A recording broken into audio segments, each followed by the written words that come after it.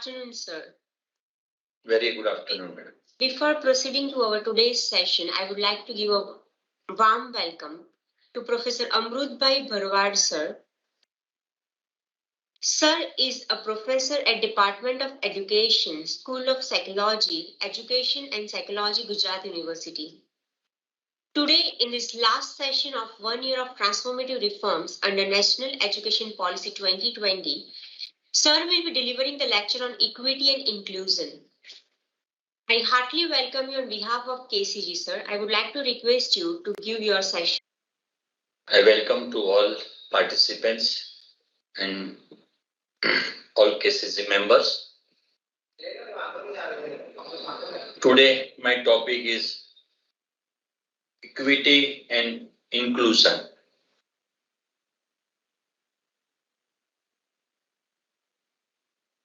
Celebrating 1 year of National Education Policy 2020, this is a theme-based webinar. So, first of all, we talked in 1947 and before 1947, 3 Education Commission, and after 1947, 3 Education Commission. આઝાદી પહેલા 3 શિક્ષણ પંચો અસ્તિત્વમાં આવ્યા, આઝાદી પછી પણ 3 શિક્ષણ પંચો અસ્તિત્વમાં આવ્યા અને 1964 to 66 કોઠારી કમિશન બાદ 1986 એજ્યુકેશન પોલિસી અસ્તિત્વમાં આવી, રાષ્ટ્રીય શિક્ષણ નીતિ જેને તમે કહો છો. 1986 ની પૂર્તતા કરવા માટે 1992 માં એક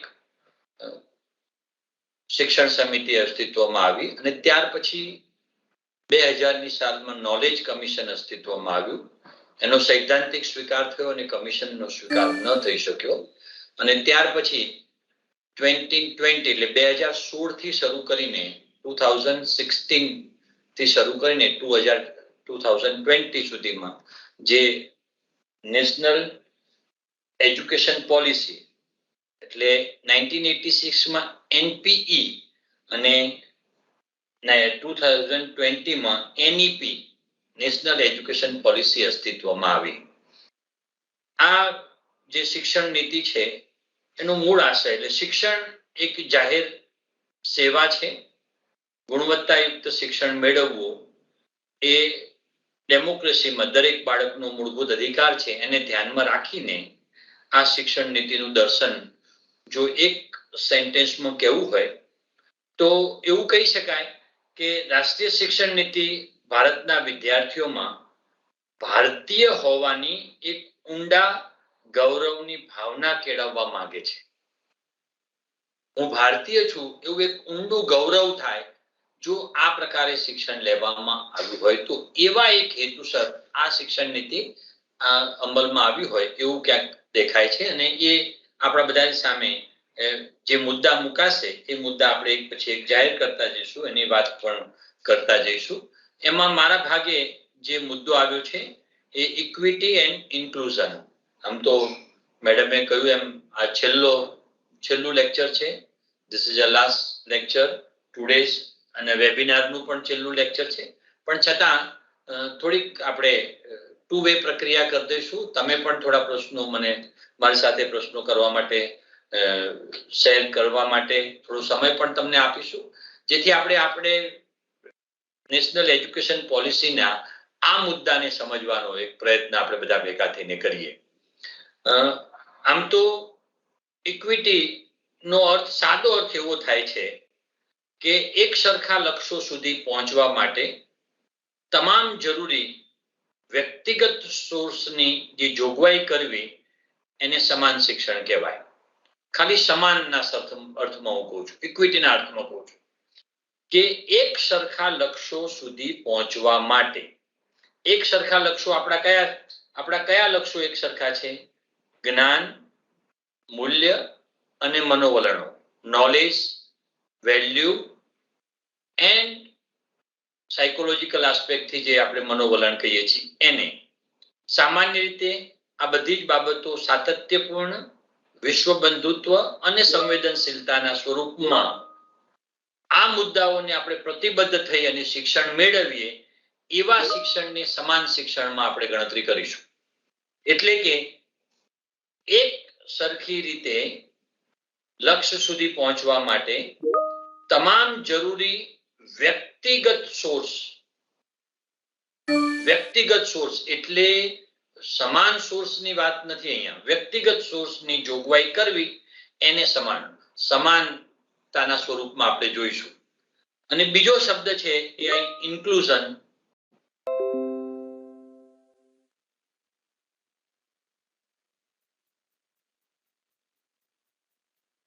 કરવાનું કામ જે તે અધ્યાપકે કરવાનું, એ અધ્યાપક એ આ સંકલિત કરવાની પ્રક્રિયા કરીને જે શિક્ષણ આપ્યું એને આપણે કહીએ છીએ સમાવેશન શિક્ષણ.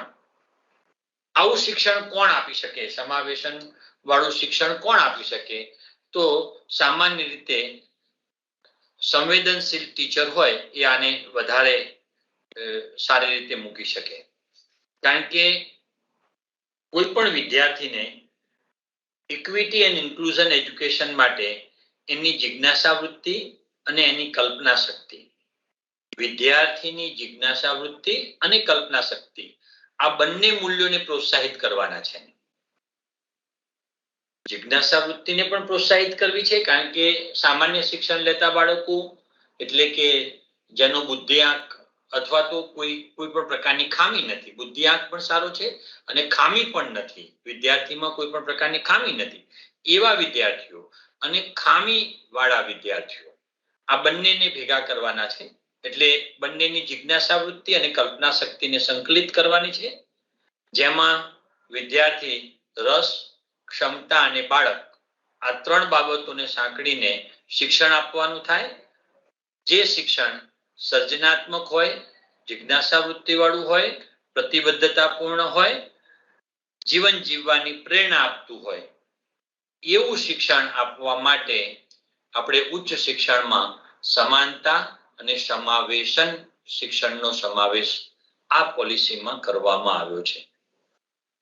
જે પોલિસી પ્રવેશથી શરૂ કરીને સરકારે કરવાના કામ અને સંસ્થાએ કરવાના કામનો સમાવેશ એમાં કરેલો છે.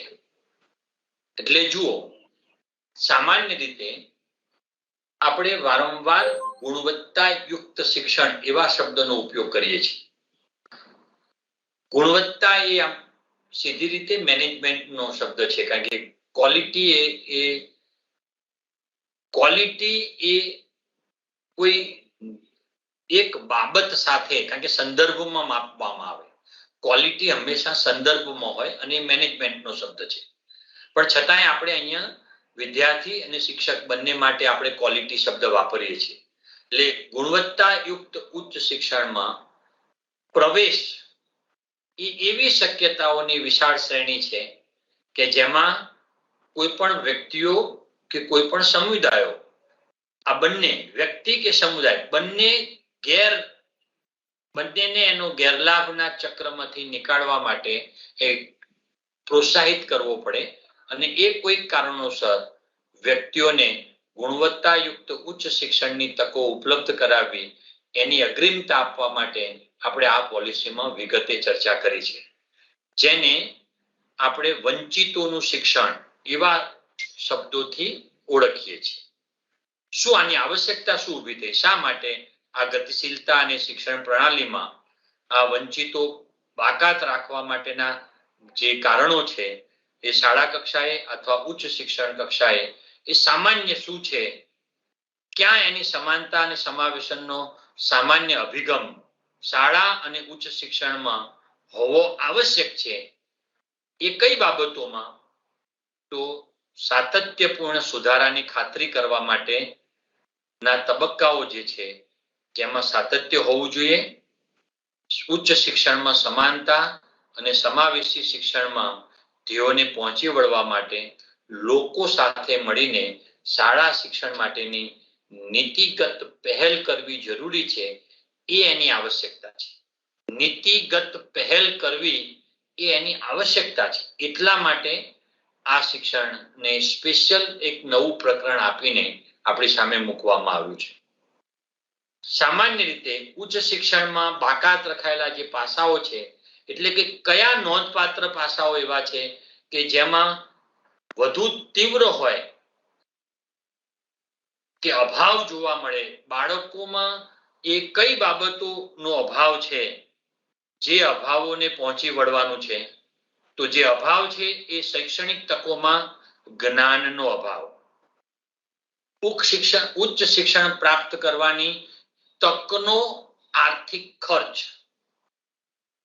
નાણાકીય અવરોધ, પ્રવેશ પ્રક્રિયાઓ, ભૌગોલિક અને ભાષા અવરોધો, ઉચ્ચ શિક્ષણ કાર્યક્રમોમાં રોજગારીની નબળી સંભાવનાઓ અને યોગ્ય વિદ્યાર્થી સહાયતા પદ્ધતિનો અભાવ એવી ખાસ બાબતોનો અભાવ છે, જે અભાવ સંસ્થા અને સરકારે દૂર કરવા માટે પ્રયત્ન કરવાનો છે.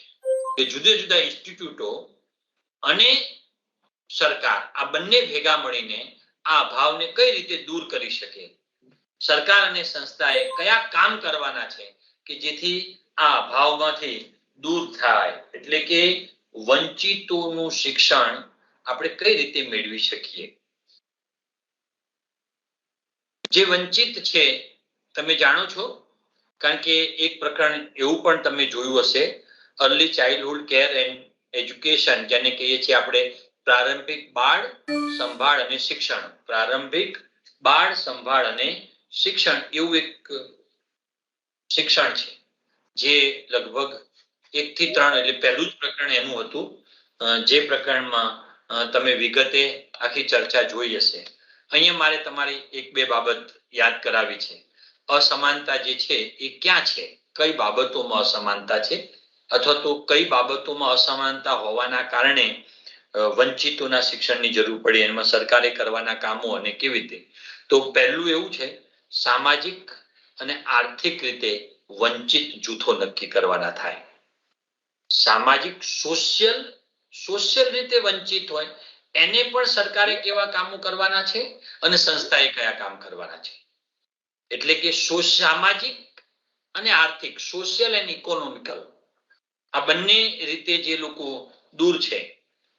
તમે આની પહેલા ક્યાંક વાંચ્યું તો હશે, નેશનલ કરિક્યુલમ ફ્રેમવર્ક NCF, પણ હવે એ શબ્દ બદલાઈ ગયો છે, NCPF એવો શબ્દ છે અત્યારે હાલ, national curriculum and pedagogical framework. National curriculum ફ્રેમવર્કની જગ્યાએ national curriculum and pedagogical framework, જે અભ્યાસક્રમ બનાવવાનું કામ કરે છે. એ અભ્યાસક્રમમાં જે બાબતો સાંકળવાની છે એ સાંકળવામાં એ એક આ આયામ, ઉચ્ચ શિક્ષણમાં આ આયામ પણ ધ્યાનમાં રાખે. સામાન્ય રીતે નીચે જે 1 થી 12 ધોરણના શિક્ષણની વ્યવસ્થા છે એમાં વંચિતોના શિક્ષણને ઘણું બધું સ્થાન છે, પણ ઉચ્ચ શિક્ષણમાં એવું વિશેષ સ્થાન હજુ જોવા મળ્યું નથી, અથવા તો એ વ્યવસ્થા સુધી સરકાર પહોંચી વળી નથી. કદાચ હવે આ નવી પોલિસીમાં એને વધુ સ્થાન મળશે એવું લાગે છે. એટલે સામાજિક અને આર્થિક રીતે વંચિત જૂથો છે એ કયા જૂથો છે એ નક્કી કરવાના. સોશિયો ઇકોનોમિકલી ડિસએડવાન્ટેજ જે ગ્રુપ છે, એસીડીસી જે ગ્રુપ જે છે એ ખાસ નક્કી કરવાના. બીજું ગ્રુપ જે છે એમાં એ ગ્રુપોમાં કયા ગ્રુપને કહ્યું છે, મહિલા અને ટ્રાન્સજેન્ડરનો એમાં સમાવેશ કર્યો છે. મહિલા અને ટ્રાન્સજેન્ડર વ્યક્તિઓ છે એની આગવી ઓળખ કરવી, જેથી ઓળખ કરીને એને સામાન્ય વિદ્યાર્થી સાથે બેસાડી શકાય. સામાજિક અને સાંસ્કૃતિક ઓળખ કરવી. સામાજિક એટલે અનુસૂચિત જાતિ, અનુસૂચિત જનજાતિ, ઓબીસી અને ધાર્મિક લઘુમતી. યાદ રાખજો મિત્રો, અહીંયા સામાજિક ઓળખમાં ફક્ત આપણે જે જાતિ કરીએ છીએ એમાં અનુસૂચિત જાતિ, જેને એસસી કહો છો, અનુસૂચિત જનજાતિ જેને આપણે એસટી કહીએ છીએ, ઓબીસી એટલે સ્ટેટ લેવલે એને SEBC, economical social and economical backward class, જેમાં આર્થિક રીતે બાબતો સમાવી છે એ, અને ધાર્મિક લઘુમતીઓ, ધર્મથી થી જેની જે ધર્મ પાળના સંખ્યા છે એમાં જેની સંખ્યા ઓછી છે એવા લોકોની ઓળખ કરવાની છે અને એને સામાન્ય વર્ગ સાથે બેસાડવાના છે.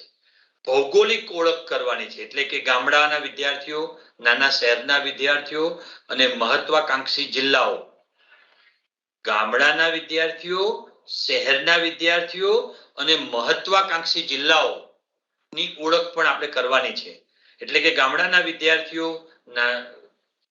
ની આ બધી પરિસ્થિતિ આપણે ધ્યાનમાં રાખવાની છે. એની પણ એક ઓળખ કરવાની થાય, ભૌગોલિક ઓળખ પણ કરવાની થાય, સામાજિક આર્થિક સ્થિતિની ઓળખ કરવાની થાય. સામાજિક આર્થિક સ્થિતિમાં પ્રવાસી સમુદાય જે છે એની પણ આપણે ઓળખ કરવાની થાય. નિમ્ન આર્થિક વાળા જે લોકો છે એની પણ ઓળખ કરવાની થાય. અસહાય સ્થિતિમાં જે બાળકો છે એની પણ ઓળખ કરવાની થાય. બાળ તસ્કરીથી જે પીડિત બાળકો છે એની પણ ઓળખ કરવાની થાય. અનાથ અને ભીખ માંગતા બાળકોની પણ ઓળખ કરવાની થાય. શહેરી ગરીબ બાળકોની ઓળખ કરવાની થાય. અને છેલ્લે દિવ્યાંગતા, શારીરિક અને અધ્યયન સંબંધી બે પ્રકારની દિવ્યાંગતા. શારીરિક દિવ્યાંગતા અને અધ્યયન સંબંધી દિવ્યાંગતા આ બંને બાબતોની ઓળખ કરીને મૂળ બાળક સાથે બેસાડવાના થાય. સામાન્ય રીતે એસસી જે બાળકો છે એમાં શાળાઓની અછત, ગરીબી, રીત રિવાજો, પ્રથા કે ભાષા આના જે લક્ષણો છે એ લક્ષણો ધ્યાનમાં રાખીને એને ક્યાં સુધી પહોંચાડવાનું છે એનું આપણે ધ્યાન રાખવું પડે. એસટી બાળકો છે એ સાંસ્કૃતિક અને શૈક્ષણિકતામાં જે પોતાની વિસંગતતા અનુભવે છે એને ધ્યાનમાં રાખીને પોતે જાણે વિદેશમાં આવીને બેઠો હોય, સાંસ્કૃતિક રીતે એનું જે સમજણ છે એ સમજણ એવી થતી હોય ત્યારે પણ આપણે એનું વધુ ધ્યાન રાખવાનું થાય. કોઈ પણ યોજનાનો લાભ અપાવવા માટે હાયર એજ્યુકેશનમાં અધ્યાપક એક્ટિવ થઈ અને એને મદદ કરે. ધાર્મિક લઘુમતી જે છે ઉચ્ચ શિક્ષણમાં આમ તો બહુ નહીવત છે, કારણ કે ઉચ્ચ શિક્ષણમાં એવી ધાર્મિક કોલેજો ને આપણે સ્થાન લઘુમતીને સ્થાન આપ્યું નથી, પણ એ સ્થાનને પણ અહીંયા આપણે આપવાનું થાય અને પ્રોત્સાહિત કરવાની થાય. સમાન તક માટે સક્ષમ પદ્ધતિઓ ડેવલપ કરવાની થાય, બંને વર્ગને સાંકળે એવી. અને સામાજિક વર્ગ અંતરાલ છે એને ઘટાડવા માટે ક્યાંક ને ક્યાંક જોડાવાનું થાય. એટલે આવી બાબતોને આપણે સમાનતા અને સમાવેશનમાં સાંકળવાની છે. આ બધી બાબતો ક્યાંક ને ક્યાંક કોઈક ને કોઈક જુદા લેવલે સાંકળાતી હોય એવું તમે ફીલ કરતા હશો, ક્યાંક ને ક્યાંક જોતા હશો. પણ આ બધી બાબતોને સાંકળવાની સાથે હું જે ફોકસ કરવા માંગુ છું તમારી સામે એ મેં તમને હમણાં એક NCPF ની વાત કરી, national curriculum and pedagogical framework, national curriculum ફ્રેમવર્કને સાંકળવાની વાત કરી. તો અહીંયા જે એજ્યુકેશન પોલિસીમાં જે વાત કરી છે એ એવી વાત કરી છે કે તમારે નિશ્ચિતતા કરવાની છે, શું આવશ્યકતા નક્કી કરવાની છે, કઈ બાબતોનો અભાવ છે નક્કી કરવાનો છે, એમાં સરકારે શું કામ કરવાનું છે અને સંસ્થાએ શું કામ કરવાનું છે એનાથી વાકેફ થવાનું છે. જેમાં શિક્ષક નું મૂળ કામ મેં તમને અત્યાર સુધી જે બાબતો કહી એ બાબતોને ઓળખવાની છે અને એ ઓળખીને એને અમુક લેવલે એ વાત પહોંચે એવો એક પ્રયત્ન કરવાનું પણ કામ શિક્ષકનું આવશે એવું ક્યાંક આ એજ્યુકેશન પોલિસીમાં દેખાઈ રહ્યું છે. કારણ કે હેતુ માટે કોઈ વધારાની પ્રક્રિયા કે જેને ઉચ્ચ શિક્ષણ માટે એક વિશિષ્ટ રીતે સરકાર અને ઉચ્ચ શૈક્ષણિક સંસ્થાઓ દ્વારા અપનાવવામાં આવશે, એ કયા કયા પ્રકારની પ્રક્રિયાઓ અપનાવવામાં આવશે, જેને હું હવે પછી જ્યારે બોલું ત્યારે વંચિત જૂથ એવો શબ્દ તમારી સામે વાપરીશ. એટલે આપણને બધાને યાદ હોવું જોઈએ કે વંચિત જૂથ એ કયું? સામાજિક આર્થિક રીતે વંચિત જૂથ. સામાજિક રીતે પણ વંચિત છે અને આર્થિક રીતે પણ વંચિત જૂથ છે. એ જે વિદ્યાર્થીઓ છે એને મૂળ પ્રવાહમાં લાવવા માટે અન્ય શહેરો અને સારી કોલેજોમાં એમને એડમિશન મળે, એ લોકો ઉચ્ચ શૈક્ષણિક ગુણવત્તા ધરાવતા વિદ્યાર્થીઓની વચ્ચે બેસીને જોઈને શીખે. કારણ કે ભારતીય કલ્ચર જે છે એ એક એવા પ્રકારનું પણ કલ્ચર છે કે બધું વાંચીને શીખે એવું નહીં, જોઈને પણ શીખે, સાંભળીને પણ શીખે, એવી રીતે પણ એનો શિક્ષણનો ભાગ બને. અને પોતાની જે ખામી છે એ ખામીને કોઈ બહુ ઉજાગર કરે અને ખામીવાળો એવું ના કે, પણ એને મૂળ પ્રવાહ સાથે હું પણ આ બધું કરી શકું એવું એક પ્રોત્સાહન મળી રહે એવા માટે સરકારે કેવા પગલાં લેવાના થાય. અહીંયા પોલિસીમાં બતાવ્યા પ્રમાણે વંચિત જૂથે શિક્ષણ માટે સૌથી પહેલું સરકારે જે પગલું લેવાનું છે એ સરકારી ભંડોળ નિર્ધારિત કરવું પડે. સરકારી ભંડોળ નિર્ધારિત કરવું એટલે સરકાર અહીંયા બહુ જ આ પોલિસીમાં સ્પષ્ટ કહેવા માંગે છે કે અમે આવું એક નિશ્ચિત પ્રકારનું ભંડોળ નિર્ધારિત કરીશું જેમાં સામાજિક રીતે અને આર્થિક રીતે જે વંચિત જૂથો છે એ જૂથો એનો લાભ લઈ શકશે. એટલે સામાજિક રીતે જે જૂથો વંચિત રહી ગયા છે કારણ કે દૂરના વિસ્તારો છે અને પહોંચી નથી વળતા છોકરો હોશિયાર છે તો એને ટેકનોલોજીકલ મદદ કરીશું. ભંડોળમાં એવી વ્યવસ્થાઓ હશે કે જે ટેકનોલોજી એને પૂરી પાડશે, ટેકનોલોજીકલ મદદ કરશે એમ કે જેથી એ મૂળ તળાવમાં આવી શકે અથવા તો એના માટે સ્પેશિયલ હોસ્ટેલો બને, સ્પેશિયલ ગ્રુપમાં એને એડમિશન મળે. એડમિશન વ્યવસ્થામાં પણ એવું થઈ શકતું હોય એવી જગ્યાએ ક્યાંક ને ક્યાંક સરકાર પોતે ભંડોળ આપે, આર્થિક રીતે નબળા વર્ગને ભંડોળ આપે. જોકે સરકાર એવું ઘણું બધું ભંડોળ સરકારને ધ્યાનમાં આવ્યું છે, સરકાર કરે છે, પણ નવી એજ્યુકેશન પોલિસીમાં એ વિશેષ પ્રકારે વંચિતો માટે અલગથી ભંડોળની વ્યવસ્થા કરવાની થાય. ઊંચા જે નોંધણી ગુણોત્તર છે જીઆર છે એના લક્ષ્યો છે એ નિર્ધારિત કરવા પડે. એટલે કે જે વિદ્યાર્થીઓ વંચિતો અપવ્યય અને સ્થગિતતાથી જે છોડીને જઈ રહ્યા છે એ મૂળ પ્રવાહમાં આવે એવા લક્ષ્યો નિર્ધારિત કરવાના થાય અને એ મૂળ પ્રવાહમાં એની સાથે જોડાણ થાય. ઉચ્ચ શિક્ષણ સંસ્થાઓમાં પ્રવેશ માટે જેન્ડર આધારિત સંતુલન વધારવું આ એક નવો અને અગત્યનો મુદ્દો છે. અત્યાર સુધી જેન્ડર આધારિત પ્રવેશ પ્રક્રિયા નથી. આપણે ત્યાં પ્રવેશ પ્રક્રિયા તમે જોજો રિઝર્વેશન હંમેશા એસસી નું રિઝર્વેશન, એસટી નું reservation, OBC reservation, EWS reservation, દિવ્યાંગ પીએચ નું રિઝર્વેશન એમ આપ્યું છે. અહીંયા આ એજ્યુકેશન પોલિસીમાં એવું સ્પષ્ટ તમને દેખાય છે કે સરકાર એવું સ્પષ્ટ કરવા માંગે છે કે ઉચ્ચ શિક્ષણ સંસ્થાઓમાં પ્રવેશ માટે જાતિ આધારિત સંતુલન વધારવું. એટલે જેન્ડરને પ્રાધાન્ય આપવાનું. જેન્ડર એટલે ફક્ત છોકરાઓનું ટકા આધારિત જે હતું, પર્સન્ટેજ આધારિત જે હતી વાત, એને એ જાતિ આધારિત સ્વરૂપમાં સરકાર લઈ જવા માંગે છે. જુઓ એટલે આ પોલિસીમાં જાતિ આધારિત ને વધુ પ્રાધાન્ય મળ્યું છે.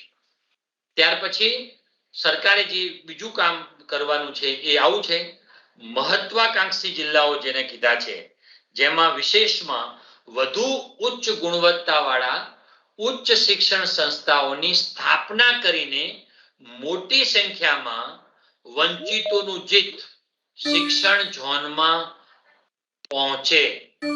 એટલે કે સેજ બનાવવાના, SEZ શિક્ષણ ઝોન બનાવવાના જેમાં વંચિતો દ્વારા સ્પેશિયલ શિક્ષણ, વંચિતોનું જે ગ્રુપ છે એનું શિક્ષણ ત્યાં આગળ થઈ શકે, એ ગ્રુપનું આખા ગ્રુપનું શિક્ષણ થઈ શકે. એટલે એમાં એની સંસ્કૃતિનો પણ નાશ થતો ના દેખાય, મૂળ પ્રવાહમાં સ્પેશિયલ આવી જતું હોય એવું પણ ના થાય, એવી ક્યાંક એવી વ્યવસ્થાઓ ઊભી કરવાની. ખાસ કરીને એની સંસ્કૃતિ પણ જળવાય અને વિદ્યાર્થી એની જિજ્ઞાસા અને કલ્પના શક્તિ બંને પોષાય. વિદ્યાર્થીની જિજ્ઞાસા વૃત્તિ અને કલ્પના શક્તિ કારણ કે બંને પોષાય. હાયર એજ્યુકેશનનું કામ information convert to knowledge, convert to વિઝડમનું છે.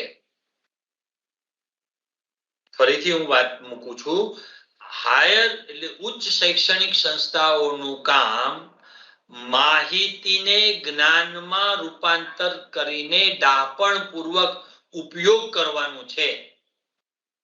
એટલે એ ડાપણપૂર્વક ઉપયોગ માટેની જગ્યાઓ એ ઉચ્ચ શિક્ષણમાં એને મળવી જોઈએ. એ ક્યારે થઈ શકે?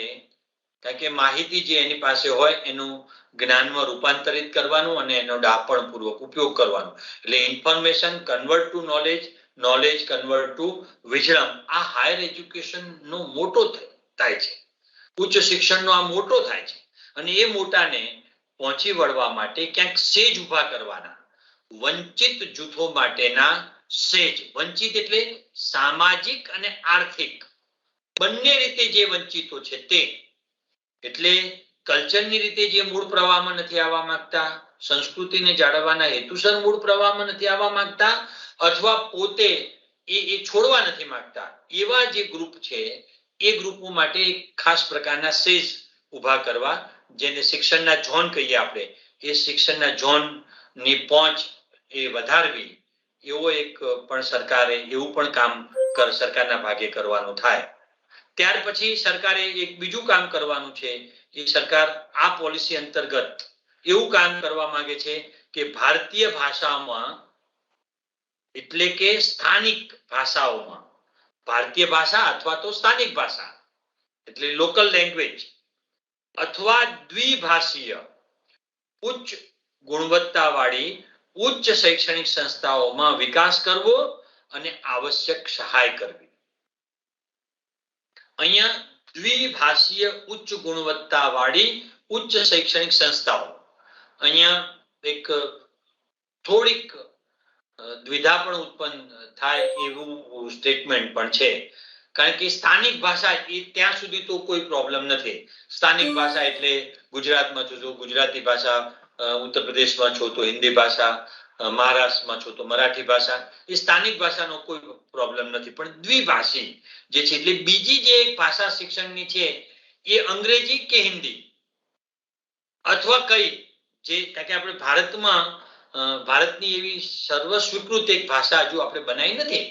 બધા રાજ્યો દ્વિભાષી ખરા, પણ જેનું મટીરિયલ તમને ઉચ્ચ શિક્ષણમાં, તો એ વાત પાછી બહુ અગત્યની છે. એટલે કાં તો એને એવું કરવું પડે કે અંગ્રેજીમાં હોય અને હિન્દી ભાષી રાજ્યો છે એને હિન્દીમાં, અને નીચે અંગ્રેજી ભાષી રાજ્યો છે એને અંગ્રેજીમાં, એમ બંને રીતે પુસ્તક મળી રહે એવા લેખકો એટલે અધ્યાપકોને એવી રીતે પ્રોત્સાહિત કરવા પડે કે તેઓ તેના જરૂરિયાત પ્રમાણેની ભાષામાં પુસ્તકો અવેલેબલ કરી અને વિદ્યાર્થી સુધી એ ભાષાના અભાવે વિદ્યાર્થી જે માહિતી જાણવા માંગે છે એ જાણી ના શકે, એવું ના બને એવી એક વ્યવસ્થા સરકારે ઊભી કરવી પડે. આપણે ત્યાં ગુજરાતમાં ભાષા માટે ગુજરાત યુનિવર્સિટી ગ્રંથ નિર્માણ બોર્ડ તમે સમજ્યા છો, એમાં લેખકોને પ્રાધાન્ય મળી જાય, સરકારે એના ભંડોળ આપીને પુસ્તકો મૂકવાનો પ્રયત્ન કર્યો, જેથી છેવાડાના અથવા તો લોકલ ભાષા જાણનારો વ્યક્તિ પણ ખૂબ સારી રીતે શિક્ષણ, હાયર એજ્યુકેશન મેળવી શકે એવું વ્યવસ્થા તંત્ર આપણે બધાએ જોયું છે. એવું જ કંઈક અહીંયા દ્વિભાષી ઉચ્ચ ગુણવત્તાવાળી ઉચ્ચ શૈક્ષણિક સંસ્થાઓનો વિકાસ કરવો. ગુજરાતની જ્યાં સુધી વાત છે ત્યાં સુધી ગુજરાતમાં સામાન્ય રીતે ત્રણ ભાષાઓ ચાલે છે. ત્રણ બોલી જુદી વસ્તુ છે, ભાષાઓ એટલે ડાંગી એક ભાષા છે, કચ્છી એક ભાષા છે અને ગુજરાતી એક ભાષા છે.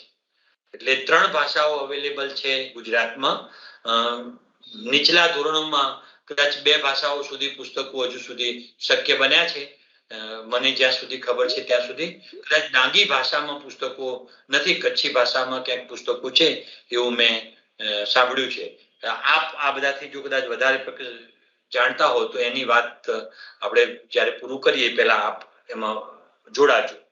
એટલે કે દ્વિભાષી ઉચ્ચ ગુણવત્તાવાળી ઉચ્ચ શૈક્ષણિક સંસ્થાઓ બનાવવી, એમાં સરકાર સહાય કરશે એવી વાત છે. અહીંયા સાર્વજનિક અને ખાનગી એમ બંને પ્રકારની ઉચ્ચ શિક્ષણ સંસ્થાઓ જે છે એ વંચિતોને વધુ આર્થિક સહાય અને શિષ્યવૃત્તિ પ્રદાન કરશે.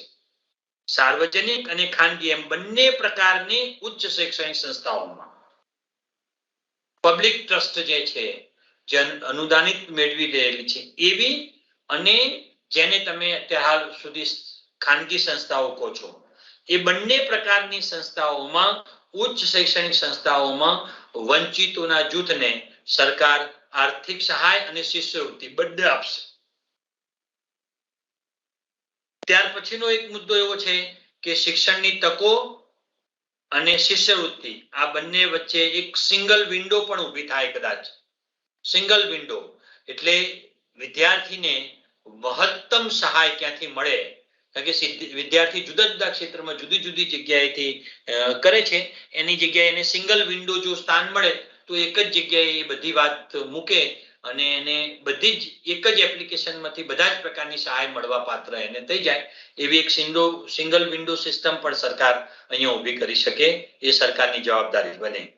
અને વધુ સારી ભાગીદારી અને શીખવાના પરિણામો વચ્ચે ટેકનોલોજીકલ સંસાધનોનો વિકાસ અને સહાય આ બંને કરવી એવું સરકારના પક્ષે કામ છે. એટલે કે આ શિક્ષણ નીતિમાં મેં તમને અત્યારે જે બાબતો કહી છે એ બધી બાબતો સરકાર લેવલથી પૂરી પાડવામાં આવશે.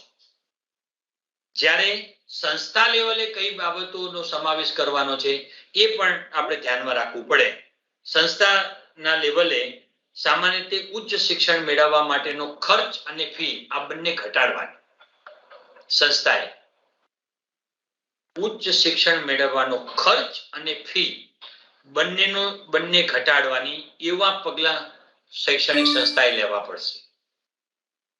સામાજિક અને આર્થિક રીતે વંચિત જે વિદ્યાર્થીઓ છે એ વધુ આર્થિક સહાય અને શિષ્યવૃત્તિ પ્રદાન કરશે અને એના માટે શૈક્ષણિક સંસ્થાએ પોતે પોતાની પાસે પણ એવું એક ભંડોળ અથવા તો સરકારમાંથી એને મળી રહે એવી એક સ્પેશિયલ વ્યવસ્થા, જેમ યુનિવર્સિટી સ્ટ્રક્ચરોમાં સેલ છે એવી જ ક્યાંક કોલેજ સ્ટ્રક્ચરોમાં પણ નાની મોટી વ્યવસ્થાઓ ઊભી કરવાની થાય. ઉચ્ચ શિક્ષણની જે તકો અને શિષ્યવૃત્તિઓ એના સંપર્ક માટે જે વિદ્યાર્થીઓ આનાથી વાકેફ નથી એ વિદ્યાર્થીઓ માટે જુદા જુદા કાર્યક્રમો કરી અને જે આનો લાભ લઈ શકતા નથી એવા વિદ્યાર્થીઓ આના લાભ લેવા માટે પ્રેરાય એવા ઉચ્ચ શિક્ષણમાં જુદા જુદા કાર્યક્રમો કરવાના થાય. એટલે એને સેમિનાર થ્રુ પણ એને જાણ થાય, ક્યાંક વંચિતોના વિસ્તારોમાં જઈને પણ એની જાણ કરવાની થાય, કયા લાભો એને મળવા પાત્ર છે એવા એ જે તે સંસ્થાએ આ પ્રકારની પ્રક્રિયા કરવાની થશે. કારણ કે સંસ્થાએ 15%, 7% અને 27% જે લાભો આપવાના છે અને 5% કે 10% જે પ્રકારે EWS ની વ્યવસ્થા છે એ લાભો જે આપવાના થતા હોય એ બધા જ લાભો ને ધ્યાનમાં રાખતા ઉપરાંત સામાજિક રીતે વંચિત જૂથ છે એ સામાજિક વંચિત જૂથોને પણ, ભલે આર્થિક રીતે વંચિત નથી પણ સામાજિક રીતે વંચિત થઈ જાય છે એવા જૂથોને પણ આમાં મૂળ પ્રવાહમાં લાવવા માટે સંસ્થાએ પ્રયત્નો કરવાના થશે અને એ માટે એને જુદા જુદા કાર્યક્રમો ઘડવા પડશે. એ કાર્યક્રમોથી એ મૂળ પ્રવાહમાં લાવવાના થાય. અભ્યાસક્રમ વધુ સમાવેશી બનાવવાનો થશે. મિત્રો, સમાવેશીનો બહુ સીધો સાદો અર્થ આપણે કર્યો હતો. અહીંયા એક ઇન્ક્લુઝિવ એજ્યુકેશનના સંદર્ભમાં પણ આપણે આ વાત સમજી લેવી જોઈએ.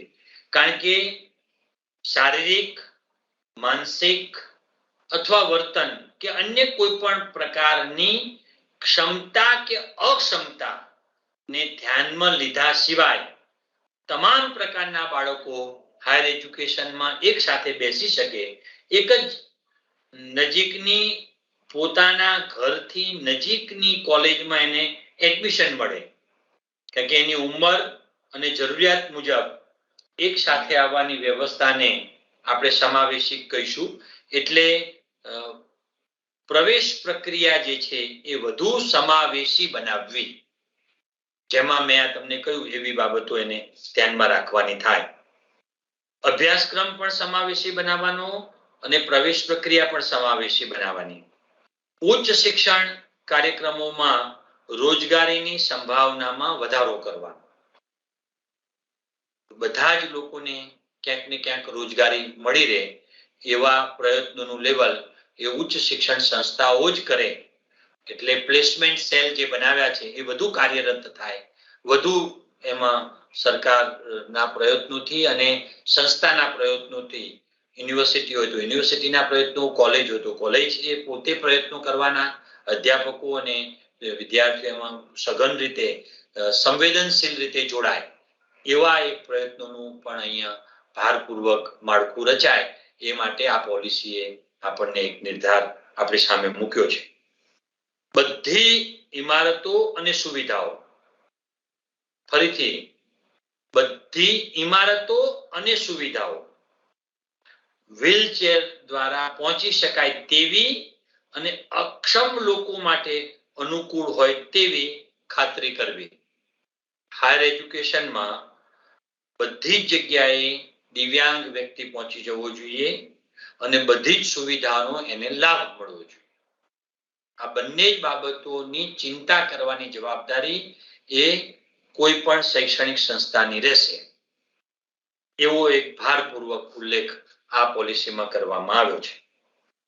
તમામ વિદ્યાર્થીઓ માટે યોગ્ય પરામર્શ અને માર્ગદર્શન કાર્યક્રમો દ્વારા સામાજિક, ભાવાત્મક અને શૈક્ષણિક સહાય એ માટે માર્ગદર્શન પૂરું પાડવાની જવાબદારી પણ શિક્ષણ સંસ્થાઓની રહેશે. બહુ જ સરસ રીતે સંવેદનશીલ, ભાવનાત્મક વણવાનો પ્રયત્ન કર્યો છે. એટલે કે ખામીને ઉજાગર કરવાની જગ્યાએ એને મદદ કેવી રીતે કરી શકાય એવું એક વાતાવરણ બનાવવાની વાત અહીંયા કહી છે.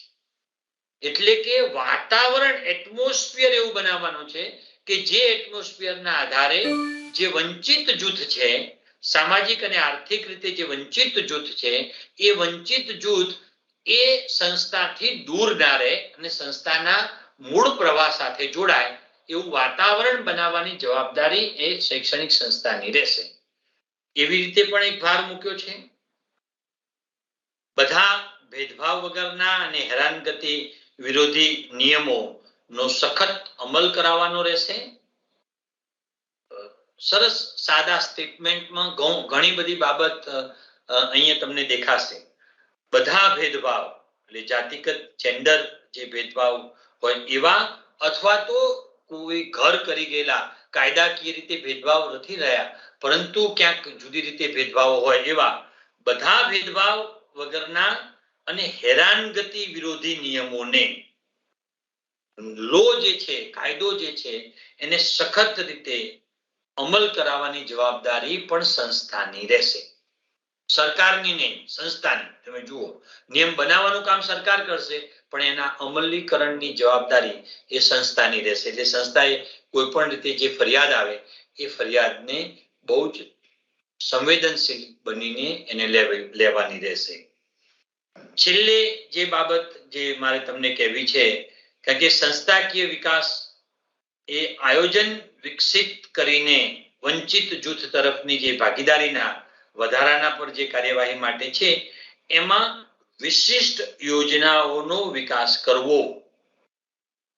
ફરીથી હું આ બાબત તમારી સામે મૂકવા માંગુ છું. વિશિષ્ટ યોજનાઓનો સમાવેશ કરવાની વાત અહીંયા ખૂબ મોટા પાયે મૂકવામાં આવી છે. મિત્રો, જરૂરિયાત માટે કોઈ પણ વ્યક્તિ એને મદદ કરનાર સંવેદનશીલ બને એવું તો સરકાર લેવલે અને સંસ્થા લેવલે આપણે સમજીએ. એટલે સરકારે કરવાના કામો અને સંસ્થાએ કરવાના કામો ઉચ્ચ શિક્ષણમાં સમાનતા અને સમાવેશન તરફ આપણને દોરી જશે. ખૂબ અગત્યની વાત એ છે કે વિદ્યાર્થીઓ પણ સંવેદનશીલ બનવા જોઈએ.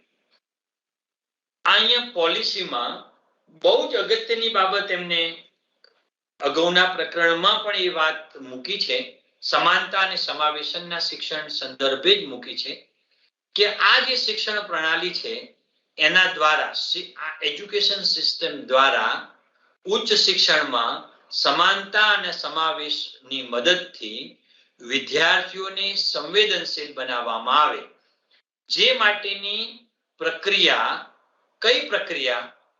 સંસ્કૃતિ, શિક્ષકો અને તાલીમ પામેલા સામાજિક કાર્યકરો તેમજ સલાહકારોની મદદથી અભ્યાસક્રમોમાં પરિવર્તન લાવીને અનુરૂપ ફેરફાર કરીને આ જો પોલિસી હાથ ધરવામાં આવે તો ખૂબ સારી રીતે અભ્યાસક્રમની પહેલથી અને માનવીય પસંદગીની ફેરફારથી બધા જ લોકોના મનમાં એક નિશ્ચિત પ્રકારના શબ્દોનું આકલન થવું જોઈએ. એ કયા શબ્દો છે? બધા લોકો માટે વ્યક્તિમાં આદર થવો જોઈએ. એટલે કોઈ જૂથ માટે જ્યારે કોઈ જાતિગત વાત થાય અને માણસને આદર થાય, જ્યારે કોઈ પર્સન્ટાઇલ વાત થાય અને ટકાવારીના ધોરણે આદર થાય. કારણ કે ક્લાસમાં એવું થાય ઘણી વખત હોશિયાર માટેનો આદર જુદો હોય, જાતિ માટેનો આદર જુદો હોય, ગામડેથી આવેલા વિદ્યાર્થી માટેનો આદર જુદો હોય.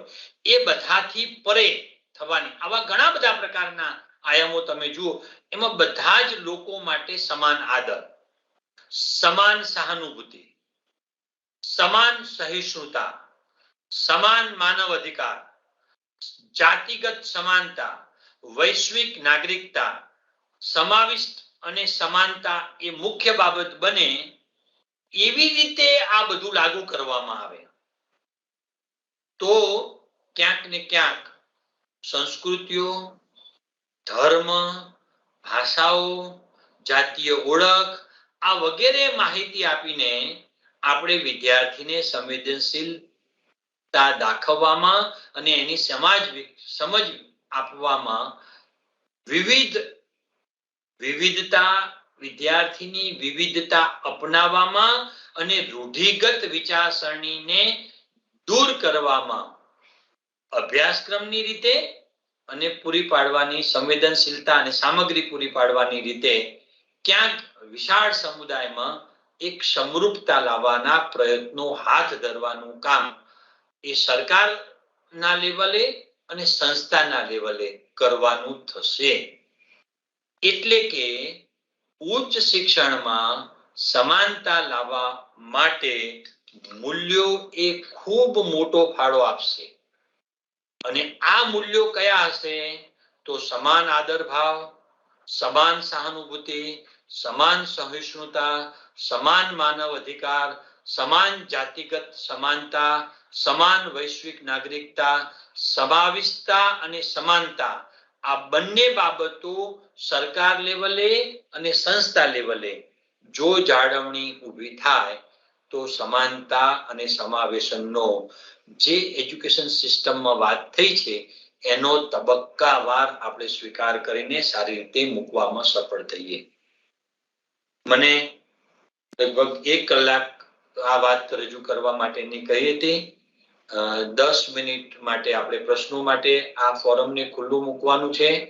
કોઈને આમાં એડ કરવું હોય, કારણ કે આ નેશનલ એજ્યુકેશન પોલિસીને 1 વર્ષ પૂરું થયું છે અને પૂરા થયાના તમે જે જ્યાં વાંચવામાં આવ્યું હોય, કારણ કે આજે 10મી ઓગસ્ટે વિશ્વ સિંહ દિવસ તરીકે ઉજવાય છે. વિશ્વ સિંહ દિવસ તરીકે ઉજવાય છે. સિંહો જે છે એ 8 પ્રકારે સિંહની વહેંચણી થયેલી છે, જેમાં એશિયાટિક સિંહ એ ભારતમાં છે. 8 પ્રકારના સિંહના જુદા જુદા આકલનની રીતે 8 પ્રકાર છે, જેમાં એક જ પ્રકારના સિંહ આખી દુનિયામાં અને એક જ જગ્યાએ છે અહીંયા. એટલે આપણે એમ કહીએ કે ભાઈ આ સિંહ ઉત્તમ એવું નહીં, એશિયાટિક સિંહોમાં ભારતના સિંહ ઉત્તમ એમ આખી વાત છે. એમ આ સમાનતા ઉત્તમ કે સમાવેશન ઉત્તમ કે વંચિતોનું શિક્ષણ એ સર્વોચ્ચ શિક્ષણ એવું અહીંયા વાત નથી. અહીંયા વાત એવી છે કે બધા જ લોકોને સાથે લઈને ચાલવું હોય, બધા જ સમુદાયને આપણે સાથે રાખવા હોય તો એ સમુદાયને વિશિષ્ટ પ્રકારે સગવડો આપવી પડે. એ વિશિષ્ટ સગવડો સરકાર કક્ષાએથી કઈ આપવામાં આવે અને સંસ્થા કક્ષાએથી કઈ આપવામાં આવે, જેથી રહી ગયેલો વંચિત વર્ગ, વંચિત સમુદાય મૂળ તરામાં ઝડપથી આવી જાય, એટલે કે મોટે ભાગે સમાનતા વાળું બને. એ પ્રયાસના ધોરણે અહીંયા આ એજ્યુકેશન સિસ્ટમમાં શિક્ષણ નીતિમાં ખૂબ મોટી રીતે અને બહુ જ સારી રીતે વણી લીધી હોય એવું મને લાગે છે. અને મેં એવી રીતે વાત અહીંયા તમારી સામે મૂકી છે. જો આપને એમાં કંઈ એડ કરવું હોય અથવા તો કોઈ સૂચનની વાત હોય તો પણ આવકાર્ય છે. એટલે આપ એમાં એ રીતે પણ વાત મૂકી શકો, અથવા તો કોઈ ક્લેરિટી સંદર્ભમાં કંઈ પૂછવું હોય તો એ રીતે પણ આવકાર્ય છે. અહીંયા આ ઇમ્પ્લિકેશનની વાત છે, એટલે કેવી રીતે આને મૂકવાનું છે, કેવી રીતે ઉચ્ચ શિક્ષણમાં લાવવાનું છે એની એક ચિંતા પણ આપણા સૌએ આપણે બધાએ કરવાની જ છે. એટલે ક્યારેક એક નાના વર્ગ માટે પણ બહુ જ મોટી વાત થતી હોય એવું પણ ઘણા લોકો પ્રશ્નોમાં કહે છે. પણ હું એ બધાને વિનંતી કરું છું કે નાનો વર્ગ નથી, બહુ જ મોટો વર્ગ છે વંચિતોનું. કારણ કે આપણો એજ્યુકેશન રેશિયો જ ખૂબ ઓછો છે, શિક્ષણનો અપવ્યય અને સ્થગિતતા ખૂબ મોટા પ્રમાણમાં છે અને એ સામાજિક અને આર્થિક બંને રીતે દૂર છે. અને ઓલ ઓવર ભારતની રીતે તમે જુઓ, સંસ્કૃતિની રીતે, તો એ ઘણો મોટો વર્ગ તમને દેખાશે. એટલે આ ગંભીર બાબત છે જેને આ શિક્ષણ પ્રણાલીમાં સમાવેશ કરવામાં આવ્યો છે. સહેલાઈથી અને ઝડપથી અસરગ્રસ્ત થાય એ બધું સંવેદનશીલ કહેવાય, નહીતર બધું ગંભીર કહેવાય. Thank you so much, sir, on behalf of KCG. It was a wonderful session.